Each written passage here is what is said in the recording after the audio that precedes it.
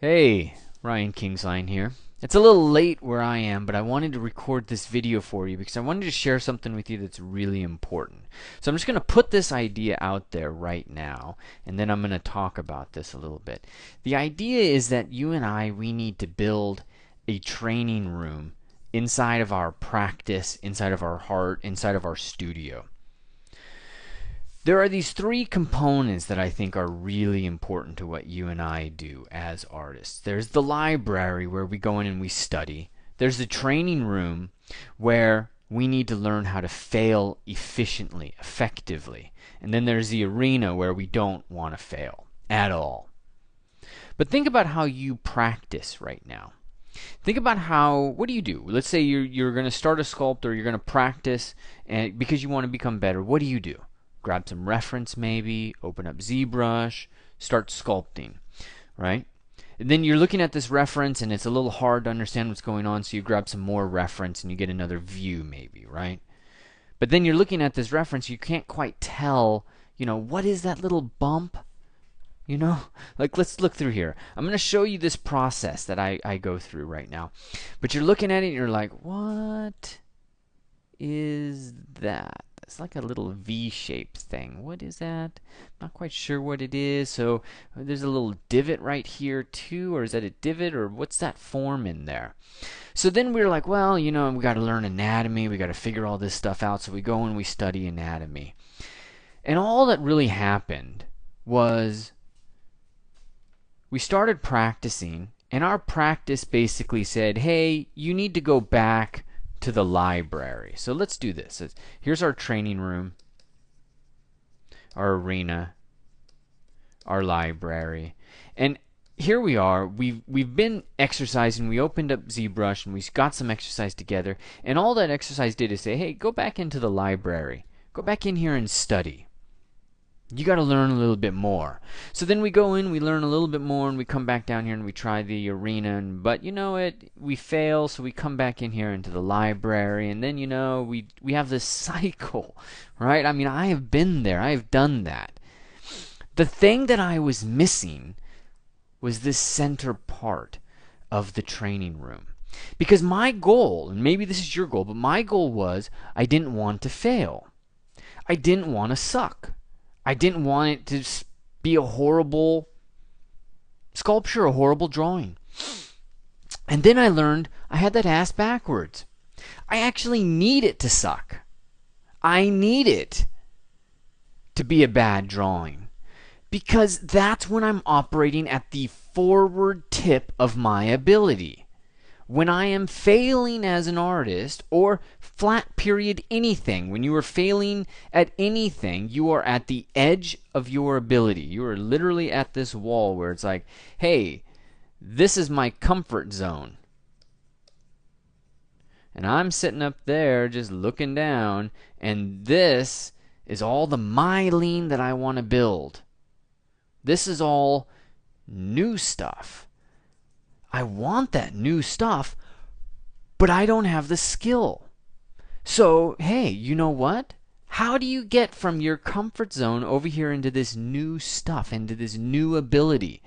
Maybe you, because this has been me for sure, maybe you're just like pacing back and forth right here, and your skill has plateaued, and you have not grown like you want to grow. I mean, they got all kinds of theories about this and all kinds of stuff about why we plateau as artists. But really, you and I know we're just in a comfort zone, right? And we just don't know how to get out. We don't know how to just start walking out there. And I got some bad news for you, because, and you're just not going to like this. It's in the sucking. It's in the horrible drawings. In order to grow, we need to fail. We will not grow in the comfort zone. It's not going to happen. So there's all kinds of rules, and there's all kinds of like mental stuff and games and strategies and whatnot that you play with yourself, that I play with myself. But at the end of the day, it's actually really simple. What we need to do to grow is be at the forward tip of our ability, and that means that we need to be failing. But you don't want to fail all the time, man, because that is hard on the soul. Hard on the soul. So you got to break this up into sections. This is the key lesson that I learned, right? And I'm going to show you that. I'm going to show you an exercise that demonstrates how I allow myself to fail. The sculpt that you're seeing right now, that you're going to see right now, this is literally a failure. The sculpt that I'm going to walk you through the process is literally a failure. Okay, so there's problems. I can see it. It's actually painful for me to look at it a little bit because I can see these things. But that's what I want. I want that pain where it's like, oh, that's not right. I'm attracted to that pain. I've built that, so I'm now attracted to it. It's a sweet spot, this bittersweet spot that means, holy crap, I'm growing. I'm growing myelin. That's awesome. But we need to control it. We don't want to be doing that all the time. We want to have our successes as well. So let me show you how we do it. The first thing we got to do, though, first thing I got to ask you to do is I got to ask you to first allow yourself to fail. To recognize that when you start this sculpt, that next sculpt that you're going to start, I'm going to ask you, let that fail. Let that be a failure. When you start it, say this is just I'm okay. I don't need this to look good. What I need this to do is I need this to show me that bittersweet spot where I'm like, I'm so close, or this is almost there, and I'm just not quite there. That's what I need. I don't want to come away from this next exercise. I don't want you to come across or come away from your next sculpting exercise going, I need to learn anatomy. No, you don't need to learn anatomy. I've been teaching anatomy. You don't need to learn anatomy. I don't even have to see your sculpts to know that you don't need to learn anatomy. What you need to learn, a couple of mind games, couple of little strategies, right? And then you got to do the work. That's what you got to do.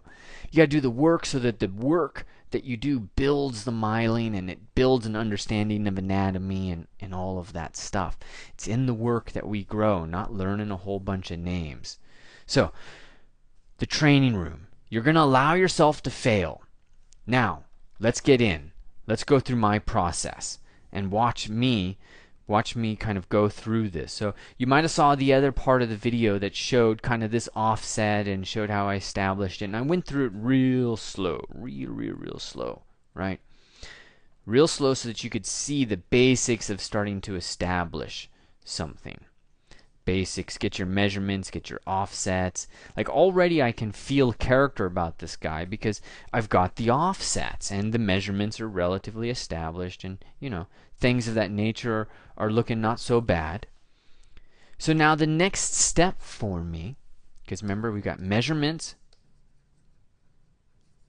we got offsets, and then we've got overlaps, and then curvature. We're going to spend a lot of time right now on offsets and overlaps.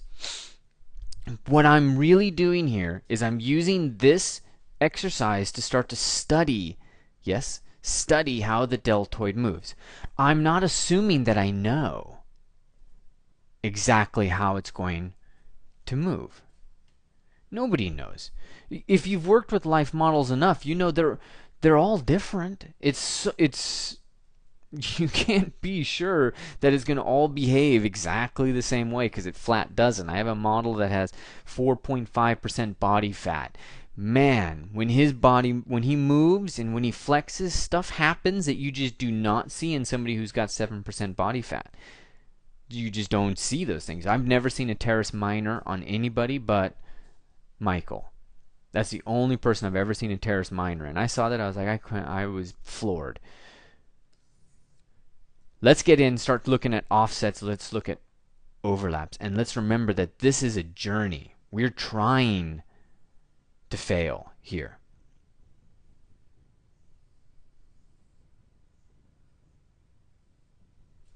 Now, the first thing I got to do is get my measurements, right? Now, in this particular case, I was off things weren't quite right because I'd opened it up in another program, so I go back and I establish a one head measurement, and then now I'm back in business. I'm just double checking it, but I'm trying to find, say, let's say what's the length of the humerus, which is about what, 1.5 heads, right? Length of the humerus should be 1.5 heads. So I'm just going to go through and I'm going to make a few notations. I'm establishing the olecron process of the ulna, right? I'm establishing the bony point of the ulna. I'm establishing the epicondyles. The epicondyles on either side. The epicondyle is just a simple little shape inside of a bone. It's just something that pushes out. That's all it is, right? So that's an epicondyle. Now we've got our measurement about 1.5. I put my little notes in there. Notice I put one epicondyle out, one epicondyle in. I'm going to the little bony point at the wrist, measuring the ulna. It's called the styloid process of the ulna. You can just say it's a little bony. You can see that thing. You just look at the back of your hand and look towards your wrist. You'll see this little bony thing. That's the ulna. Putting in a little bit of my landmarks right now. Seeing if I can kind of understand where everything is and kind of where it's going. This is still a measurement phase. These lines that we draw, these guides, these arcs, this is all how artists measure. It's not just two heads from a transpose line. You got to put these markers in because this is the key to it all. This is how you start to map out your offsets and your overlaps. Is you establish this fundamental gridded pattern. You start to get a sense of how this is all going to kind of fit together. So double checking my measurements here on the clavicle to the acromion process. And at this point, I start working on one of the most basic shapes, the shoulder girdle.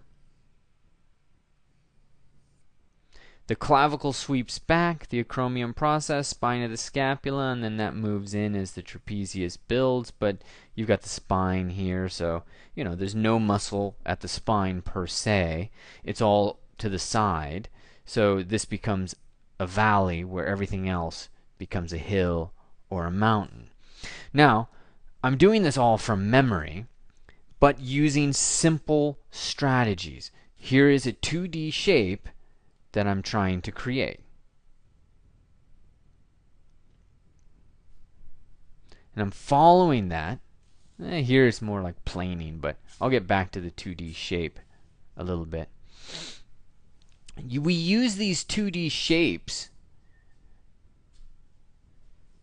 to help us kind of make sense of all the complexity, because inside of a shoulder girdle you've got trapezius, you've got pec, deltoid, you've got let's say infraspinatus, the teres major, and then you may or may not be aware of this, but the trapezius actually has 3 different sections to it. If you've ever been confused watching somebody's back, you see this kind of crazy shape that's all by itself, and then you'll see this one broken up into different pieces, and then you'll see this guy up here. Well, that's because there's literally 3 different directions in which the muscle fibers work. That's the kind of information you and I need as sculptors, is that the trapezius has 3 different orientations for its muscle fibers. There's what they call the ascending portion, the descending portion, and there's the transversal portion, which just means moving from side to side. Something's moving up, something's moving down. There's also little muscle fibers that start to switch around right here at the edge of the spine of the scapula. That's the kind of stuff you and I need. That's what our library should have. We build our library. We don't need just the trapezius name. We don't need the fact that it's a diamond shape. We need to know that sucker's got 3 portions. And those portions largely work independent. Which is pretty amazing. It's pretty cool, actually. Now, I'm getting into overlaps. This is where We have established offsets. I'm just stopping it for a second. I've established offsets, but one of the key things now, next step, right? Establish offsets, go to your overlaps. What better place to talk about overlaps than the back? I mean, with this arm and all these things moving in, knowing the insertions and the origins of a muscle help you with this. They definitely help you with this. And being able to draw all this stuff, this is all really important. But fundamental to this, fundamental to insertion and origin is just knowing who's on top, who's on bottom, who's on first, who's on second, right? So here I am, I'm going in and I'm just starting to establish the shape of these guys, and I'm trying to figure out, you know, who's on top. Is the bicep on top? Is the deltoid on top? The pectoralis? You know, where is that individual form? Where is that going to come from? This arm wasn't sculpted, so I'm actually in the process now of just quickly elucidating that form a little bit. And you can see how loose this is, because I'm working with this simple system, offsets, overlaps, and I'm thinking about this from a gestural perspective, because this puts me in a very dynamic, very gestural, energetic mindset. This is a totally different mindset than thinking pure muscle. Where's the palmaris longus, right? How do these guys fit in? I'm not thinking about these individual muscles. I'm trying to fit everything into a powerful gesture. Some kind of powerful gesture that really starts to flow things. Let's skip ahead a little bit. Start to see if we can figure out what's happening here. Get our overlaps for pronator, for the radialis groups. Here I'm reflowing the direction of the arm here. I'm twisting it a little bit. Starting to establish offsets. It's a constant. There's a thing I call triaging the triad. You and I as artists, there's a triad that we work with. I want to talk about this a little bit. You can see this in, there's a TED Talk by Linda Hill where she was looking at let's say creative enterprises like Disney and how people innovate. How do you lead as an innovator? Because most leadership tools are top down. They're an individual that leads a crew. But in the case of a film, a director guides. It's a different kind of setup. And so what they talk about, what Linda Hill talked about and what they wrote their book about was this triad. And so in this triad, it was creative abrasion, creative agility, and then creative resolution. So those are three things. And I call that a triad, but I call it something a little bit different than what they did, because they were analyzing organizations. But this happens to you and I on a daily basis, creating art. What we do is we create potential. This is really important for us at the forward edge of our tip. We need to, of our ability, we need to create potential in some way, either through our skill or through our failure. Failure creates potential as much as skill. Then we need to explore patterns. This is really important when we talk about anatomy, because I don't know the anatomy. I'm not using reference. There's no reference on this. I'm using my memory, and I've trained myself over years to get better and better and better. But I've got like about 45 minutes on this sculpt, and I'm exploring patterns. I'm trying to figure out insertion, origins, offsets, overlaps. All of that stuff is kind of flowing around in my mind. So you see me, I'm experimenting with the extensor digitorum. And then I'm experimenting with how the extensor digitorum is going to connect with the extensor ulnaris, which is going to come down and really lock in right there to the styloid process. So I'm exploring that pattern, and there's other patterns here like the extensor carpi radialis brevis, longus, brachioradialis. So I'm exploring these patterns, trying to figure out how things work. Where does it round? When does is it more cube? So we explore these patterns, and the other thing that we do is that we start to define and decide. This is something I'll talk a lot more about in the class. It's just a little strategy to help you and I start to understand how we can just get in there and start fixing things on the fly, making things work on the fly. Because we don't want to sculpt something that you can just get reference for off the web. You and I, we want to sculpt something that's really dynamic. So we need to be able to piece information together. That means we got to be able to create that potential. We got to explore all those patterns. And then we got to be able to define things and start to really say, okay, so that's a round shape, and we got to make a decision. But we decide loosely because we're creative artists. We're always ready to just explode and destroy, start over, and explore more patterns. Something I'll talk a lot more about. But the key here is to go in and start to see what we can do, right? Start to see what's going to happen. So I'm going to cycle through this a little bit because this part's really just focused on the hand. But it's going to be, now, it's going to be really good for us to get in and start thinking about overlaps. Let's talk about overlaps for a second. Let's see. I'm going to go into library mode, right? I'm going to go into library mode. I'm going to talk about a few things. So, spine of the scapula. Infraspinatus. The deltoid comes from a portion of the spine of the scapula. This portion of the deltoid, though, is half the size in general of the acromial portion. And then I've got the teres major at the bottom of that scapula, and then we've got the teres minor, right? And then, of course, you could say, well, there's also the lat. And the lat you see in the anatomy books, it's this big, huge thing, but that is just a big lie. The lat is actually relatively thin. The most dominant part of form, it's not lat, that's what you see in the anatomy books, it's the serratus anterior underneath there, coming from the bottom of the scapula. It's also the erector spinea muscle. Huge erector spinea. Now, as somebody does a lot of bodybuilding, obviously, the lats get really powerful.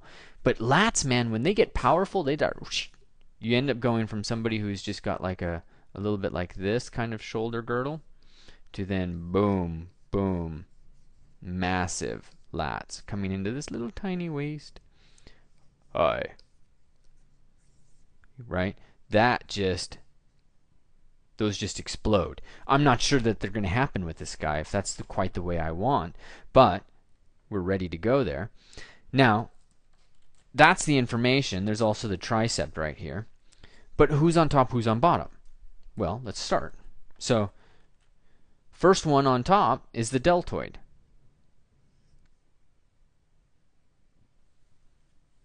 That's the primary one sitting right there on top. Now, the next one is the long head of the tricep, which is actually coming in and it's connecting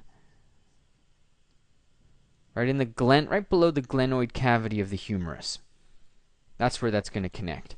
So it's coming in there, that's over it, and then the teres major actually flows around towards the front.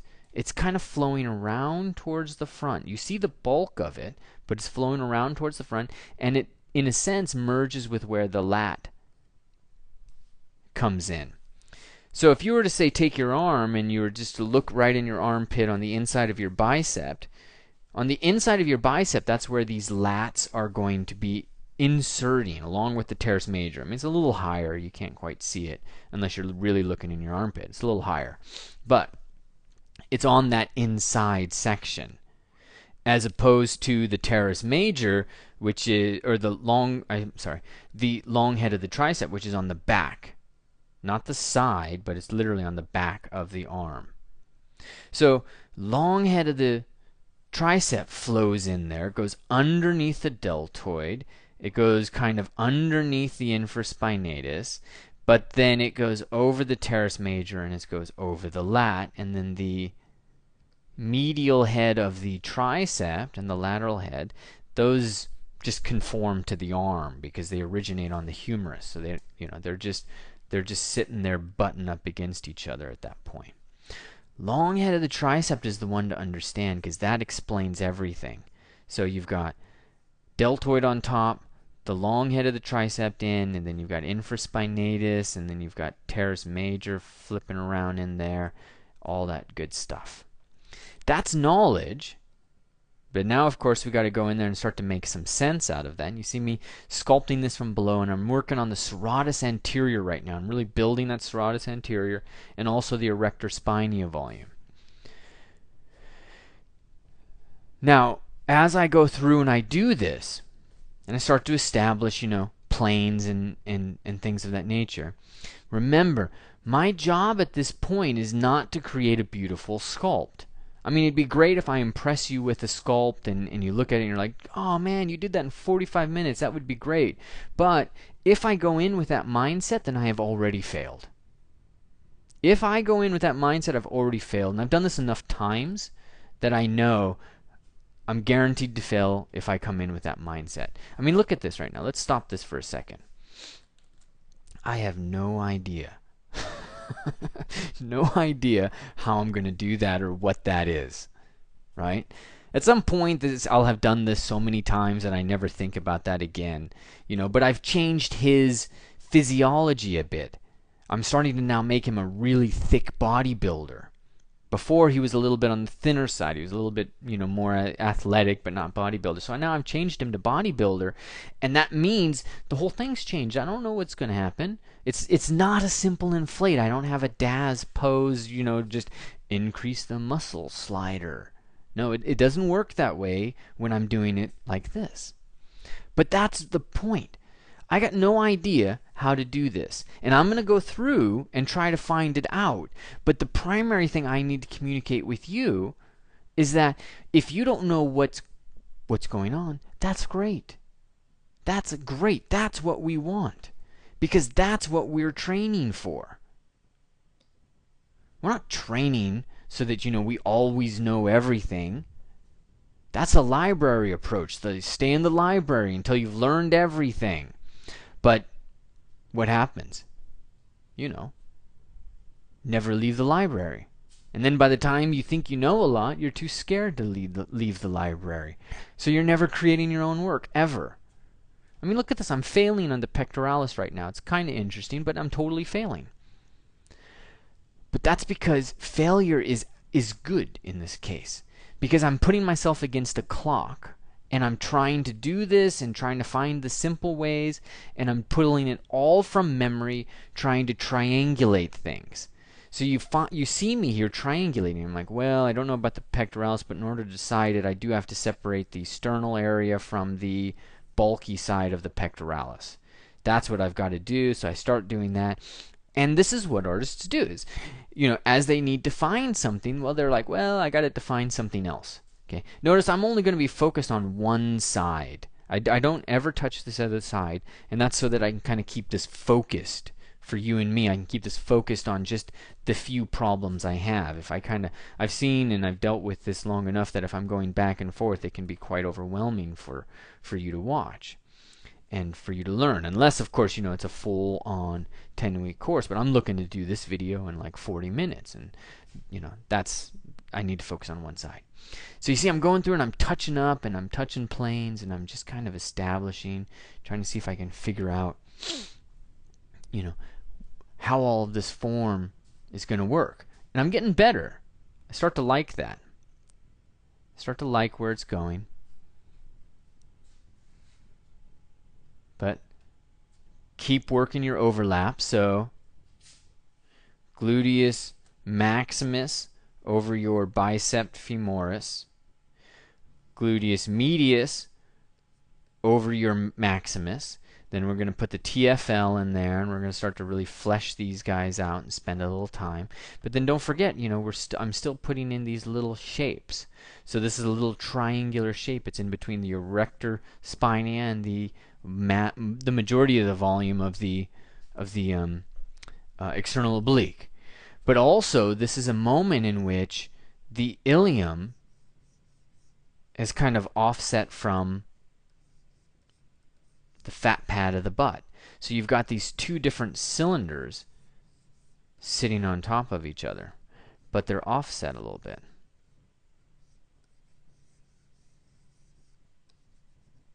Just offset the tiniest bit.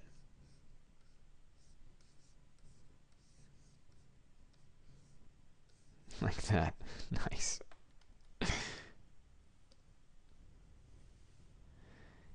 TFL. Pull it towards the rectus femoris. Make sure it doesn't die. Save it, save it.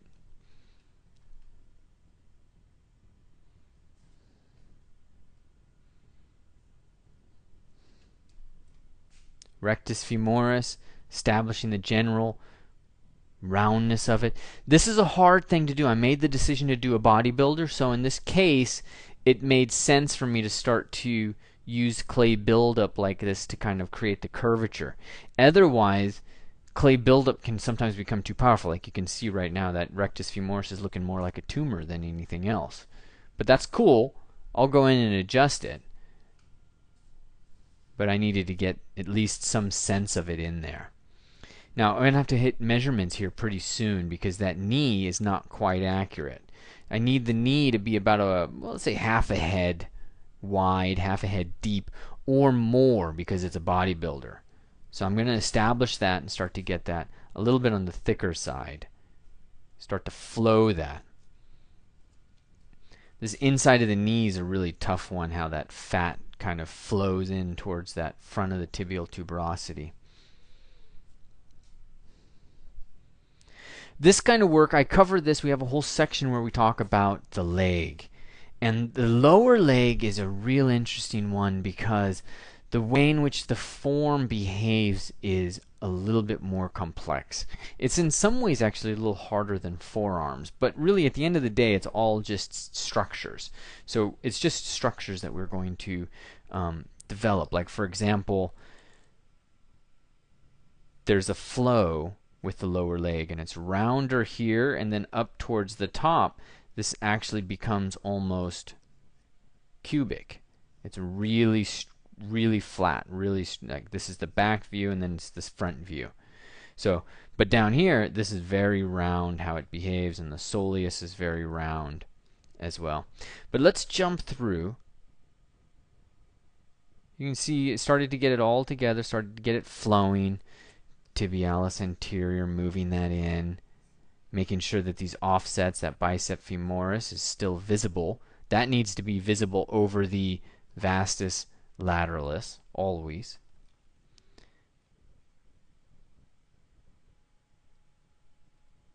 Let's pick it up right here as I try to adjust just certain like volume points, right?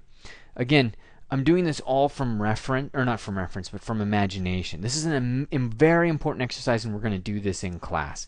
You do things from imagination, and then you do it as long as you can until you absolutely just hit a wall, right? But you can see what I'm trying to do right now is develop an internal logic. So I'm looking for the problems that I already understand. Like, I need some gesture in there. That looks like it's broken. Why does it look like it's broken? Well, because the offsets aren't right. It's because the general direction of it is not accurate. So here I'm going to draw that in and make that a little bit better and move that in. That I can fix. What I don't know, I'm definitely going to come back and try to tackle. You know, at the end of the day, too, I ended up leaving that arm a little bit, the bicep just is a little bit too short.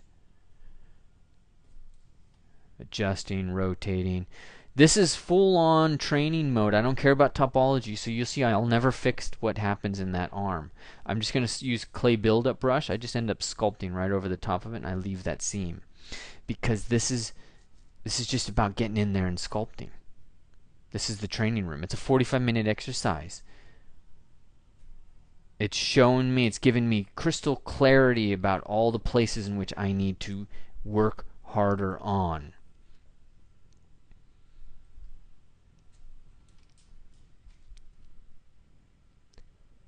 But it's not a final sculpt for me. I'm jumping through this a little bit.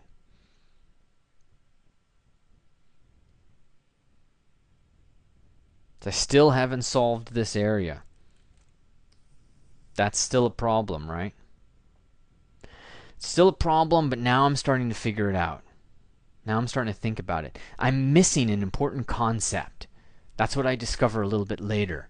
I'll let you think, like, what am I missing in that area? There's a very important concept that I'm missing. So here, I hit the wall. I hit the wall, so now I'm starting to think, what do I need to do? So I Google. But Google doesn't give you. Sometimes it gives you what you need, sometimes it doesn't. So I'm going to have to really push this. I'm just sitting here trying to search and search and search and try to find something that really works for me. And at the end of the day, almost nothing is going to really work. I eventually find something I can extract information from. But otherwise, it's a long process. And this is where you got to be careful, because you can spend too much time here easy. You can spend too much time here easy. That's why I don't get here until this is about 30 minutes of a sculpt, I think. 30-40 minutes of a sculpt before I get to this point. Start to draw in, start to see if I can understand, and I realize one thing. I realize that this isn't quite positioned, like these arms are quite far back. So I pull in pit of the neck, C7, and I just start to triangulate. Where's my acromion process?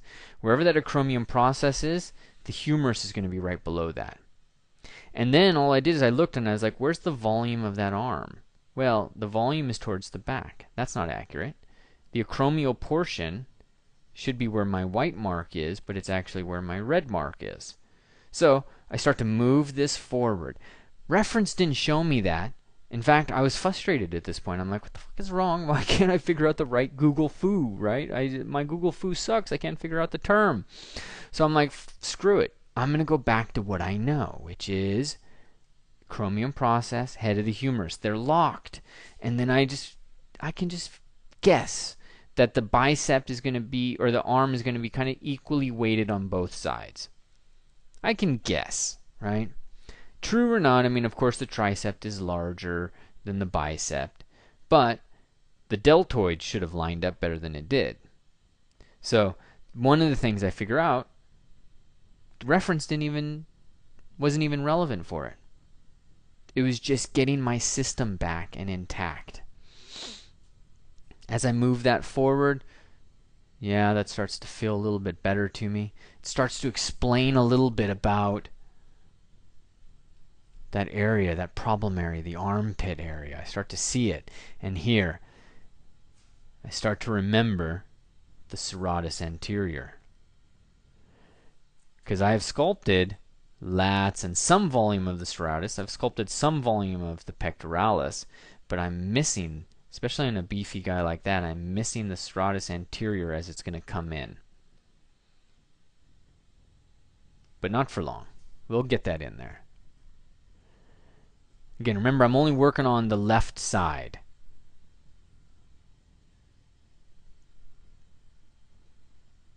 And then, of course, right after I say that, we go on the right side.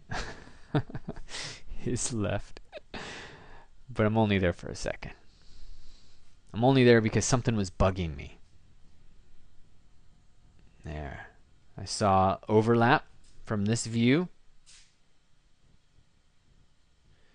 From this view, I was like, well, here to here, I'm not sure about that. Because the deltoid and the pectoralis just started to rethink that area a little bit. In fact, what I figure out later on is that the deltoid and the pectoralis, as you bulk up, they really start to merge. And that's one of the things. It's really hard because, as I said, he started out kind of not a bodybuilder, but as you go into bodybuilding, like so many things really just change. The whole morphology becomes something else. So again, exploring, I'm trying to figure out. This is all searching. I'm searching right now. searching, trying to establish overlaps and curvature and offsets. But I have a language that I'm using now. I'm using this language, offsets, overlaps. I'm waiting for that serratus anterior to get put in. There we go. We put in the 8th rib.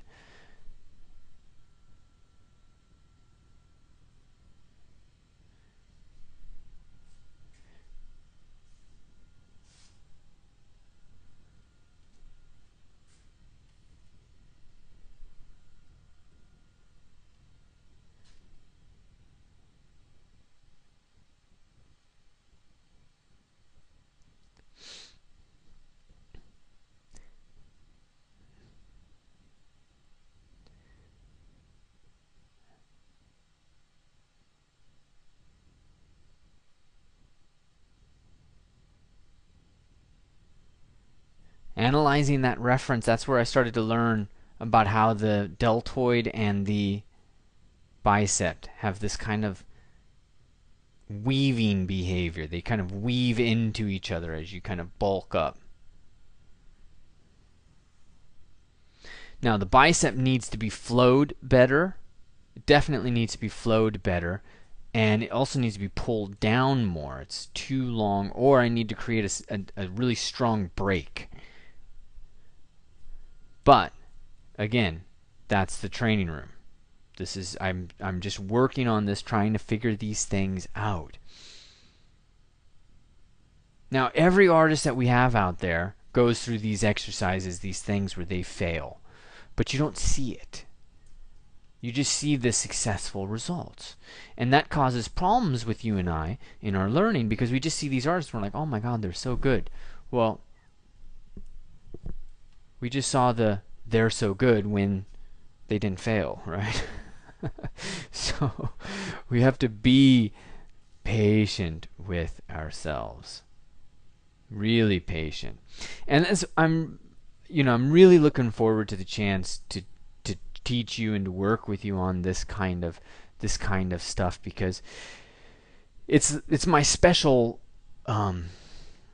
it's what I love is working and teaching this kind of knowledge, but in a way that helps expose you to the normal issues, and also give you the tools I use, the tools that I had to develop by myself to kind of figure out how to grow without, cutting my ear off, without getting too frustrated. So we're nearing the end here a little bit, and I'm just going in, double checking reference. You see I put the serratus anterior back in there, and now I'm just going to be reflowing the overlap of the brachialis. Ultimately they get put a little bit too high and the bicep needs to be moved down, but you hear me harping on that. That's just par for the course. So 45 minutes, about 50 minutes I think is how long this sculpt ended up taking. And success, not success, it's totally irrelevant. That whole thing is irrelevant. What I'm trying to do is build my vocabulary. And how do you build your vocabulary? Well, you have to say words you don't really understand. And you have to learn words and all of that. But, I'm trying to push this, I'm trying to push that. I'm trying to experiment and using my usual clever monkey approach, which is just move things around until something happens. And that's gotten me, it's gotten me fairly far in life, and it's an approach I recommend. It's a little painful, but only if your idea of your work is perfection. Now, there's things that I can improve in this sculpt. But what I want to share with you is the system, the strategies that got me here in 45 minutes. But not only that, but the systems and strategies that helped me teach myself this. Now, I've had classes, I've had teachers, but I learn in a very difficult way. I'm a kinesthetic learner. I don't really deal well with, say, books per se, or with, somebody who's just talking. If somebody's just talking, man, I am going to sleep. but I need all kinds of stimulus. So I've had to teach myself, even though I've been surrounded by information, I've had to teach myself so much of all of this. And that's the strategies that I'm going to give you.